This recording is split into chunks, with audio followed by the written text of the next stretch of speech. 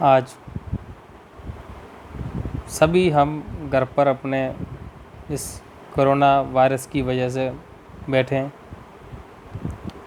और देश जिन हालातों से जा रहा है, पूरा विश्व जिन हालात में है, बड़ा चिंता का विषय है। आर्थिक स्थिति की बहुत बड़ी एक समस्या उत्पन्न होगी। हमारे देश में हमारे माननीय प्रधानमंत्री जी ने जो 20 लाख करोड़ रुपए का जो सहायता के रूप में एक पैकेज दिया, जिससे आर्थिक स्थिति को बरकरार रखा जाए।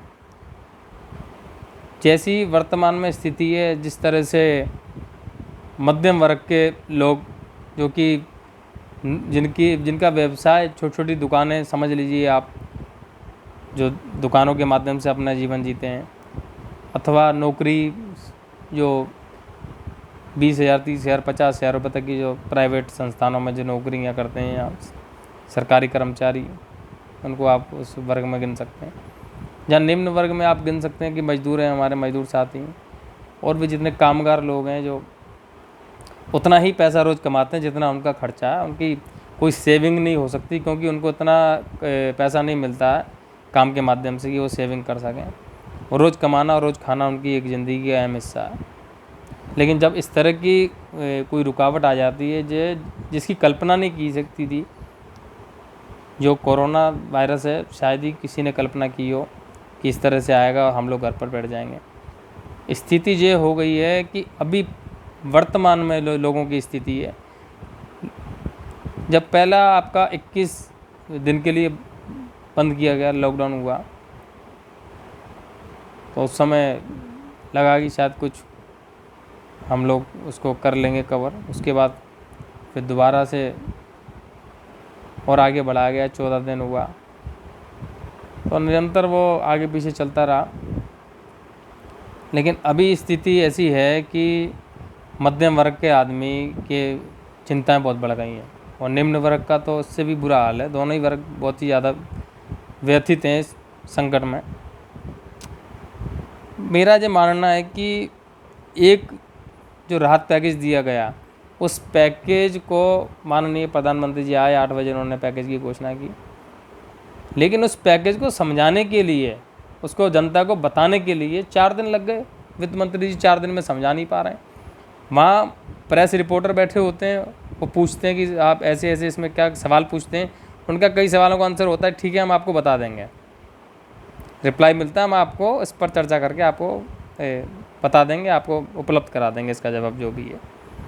जब 4 दिन समझाने में लग गए, तो उसको धरातल पर उसका जो उसका चरण होगा, उसको जिस प्रक्रिया के दौरान वो धरातल तक वो आएंगे, यहाँ भी जिस मद में बजट दिया गया, मुझे नहीं लगता कि वो 40 दिन में भी आ जाएगा, उसको सालों लग जाएंगे। इस तरह के जो बजट में सालों में लग, अब आपको तुरंत राहत चाहिए, आप 1 साल बाद उस राहत का मुझे नहीं लगता कोई फ़ायदा होगा। आर्थिक संकट आज है, आज कैसे ऊपर आ जाए, तुरंत कैसे बाज़ार में पैसा आए। 20 लाख करोड़ रुपए हमारी जीडीपी का जो 10% होता है, एक बहुत बड़ा हिस्सा है। यहाँ तक मैं समझने वाला हूँ कि 2020-21 का जो बजट था वो 30 लाख करोड़ का था, उससे केवल जो 10 लाख करोड़ ही कम है। बहुत बड़ा बजट है, कोई दिक्कत नहीं इस बजट से। लेकिन बहुत सारे मेरे भाइयों ने, काफ़ी लोगों ने कैलकुलेटर के माध्यम से या जो भी उन्होंने गणित लगाई, उन्होंने एक निकाला कि अगर आप मानते हैं कि हमारे देश की जनसंख्या 1 अरब 30 करोड़ है, तो लगभग 15,000 रुपये पर व्यक्ति के हिस्से में आते हैं। मेरा ये मानना है कि आप उन 15,000 रुपये जो व्यक्ति के हिस्से में आते हैं, एक परिवार में आप औसत मान लीजिए कि 6 लोगों का परिवार है, तो 90,000 रुपये उस परिवार के हिस्से में आते हैं 6 व्यक्तियों के हिसाब से। आप अगर वो 20 लाख करोड़ के बजट को आप 10 लाख करोड़ का बजट आप इस तरह से इन वर्गों के लिए अलग से रख लेते, सीधा उनको कैश उनके अकाउंट में पैसा जाता। एक परिवार के अकाउंट में 90 लाख रुपए औसत परिवार के हिस्से में आते हैं। अगर वो 90 लाख नहीं, तो आप उसमें से आधे ही पैसे, यानी कि जो आपका 20 लाख करोड़ का बजट है, उसका 10 लाख करोड़ का बजट आप इस तरह से रख लेते कि 45,000 रुपये उस व्यक्ति के परिवार को अकाउंट में आप उस पैसों को पहुंचा देते, तो उसका जो अभी वर्तमान में जो उसकी आगे दिक्कतें आई हैं वो दिक्कतें उसकी दूर होती। उसे अपने मालिक का किराया देना है, उसे अपनी दुकान का बिजली का बिल भरना है, उसे अपने घर का बिजली का बिल भरना है, उसे अपने बच्चों की फ़ीस भरनी है, वो सारी चीज़ों से निजात पा जाता। तुरंत वो पैसा मार्केट में आता। मान लीजिए किसी व्यक्ति के अकाउंट में जब पैसा आता, परिवार में वो पैसा आता, वो उसकी फ़ीस भरता तो स्कूल वालों के पास पैसा पहुंचता। स्कूल वाले आगे तनख्वाह के रूप में उस पैसे को आगे अपने जो एम्प्लॉय हैं उनको देते। इस तरह से पैसा मार्केट में निरंतर चलता रहता। और एक बात, अगर उस पैसे से वो अपने खाने की वस्तुएं खरीदता तो सरकार को जीएसटी प्राप्त होता। मान लीजिए उस बंदे ने एक 100 रुपये का भी सामान लिया, औसत जीएसटी आप 10% मानते हो तो 10 रुपये सरकार के पास वापस पहुंच जाते। और आगे उस जहां वो 100 रुपये जा रहे हैं जिस व्यक्ति के पास, वो आगे किसी और परचेजिंग करता, कुछ और सामान लेता, उन पैसों से कुछ वॉशिंग मशीन खरीदता, कुछ खरीदता, फिर पैसा जाता, तो गवर्नमेंट को उससे टैक्स भी मिलता रहता। और मार्केट में पैसा आने से मार्केट में पैसे का फ्लो चल जाता, लोगों की खरीदने की पावर बढ़ जाती।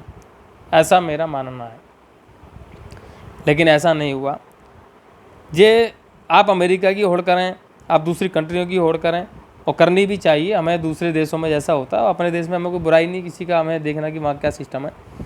अमेरिका में करीब 60 लाख नौकरियाँ चले गई इसी वजह से। लोगों ने वहाँ बेरोज़गार भत्ता अप्लाई, उनके देश में बेरोज़गार भत्ता होता है, अच्छे खासा पैसा मिलता है। लगभग हमारे देश के पैसे का आप अगर हिसाब लगाएं, करीब वहाँ $500 से लेके $1200 तक की मदद होती है। अगर हमारे देश के आप रकम में उसको कन्वर्ट करेंगे तो लगभग 25,000 रुपये से लेकर 70,000 रुपये तक वो लोग जो बेरोज़गार लोग हैं, जिनके पास रोज़गार नहीं है, उनको वो लोग मदद करते हैं। और उनका मदद करने का एक कारण है कि अगर वो, जब व्यक्ति के पास पैसा ही नहीं है तो वो चोरी करेगा, क्राइम रेट बढ़ेगा और दिक्कतें आएंगी, सुसाइड रेट बढ़ेगा, आदमी सुसाइड करेगा, आत्महत्या करेगा और परेशानी आएंगी। वो इस पैसे को इसलिए देते हैं कि जब तक आपके पास रोज़गार की व्यवस्था नहीं है, आप इस पैसे से काम चलाइए।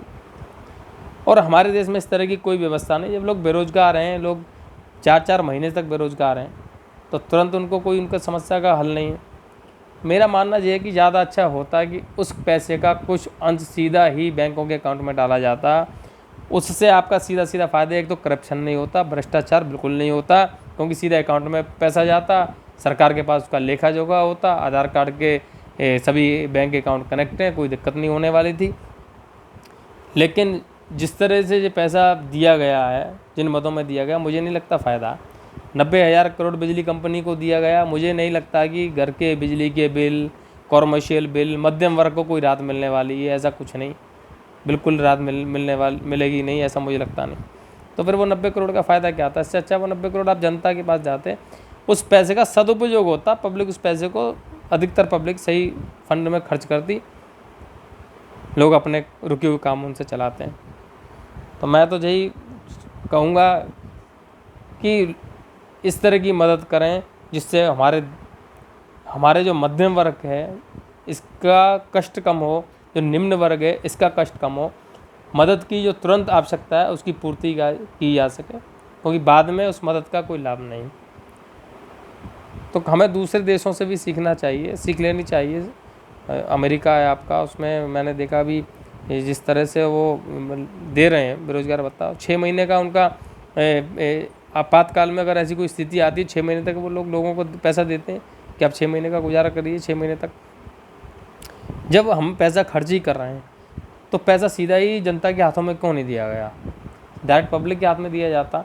चलिए ठीक है, आपका 20 लाख करोड़ का आपका बजट था, आप 10 लाख करोड़ जनता के हाथ में डायरेक्ट देते पैसा। पब्लिक के हाथ में अगर पैसा आता तो शायद बेहतर है कि हमारी आर्थिक स्थिति बेहतर होती, बजाय इसके कि वो अलग अलग दिया गया, या ऋण के रूप में दिया गया या कैसे भी दिया गया। उस पैसे को धरातल पर आने में टाइम लग जाएगा, और क्या गारंटी है कि वो पैसा बिना करप्शन के, बिना भ्रष्टाचार के वो पब्लिक के बीच में आ जाए। तो ये मेरा व्यक्तिगत मत है और मुझे ऐसा लगा तो मैंने आपसे अपनी बात को शेयर किया, और मैं उम्मीद करता हूँ कि शायद ये कोरोना वायरस समाप्त होगा, हम सभी लोग दोबारा अपने काम पर लौटेंगे। और इसी के साथ मैं अपनी वाणी को विराम देता हूँ। जय हिंद, जय भारत।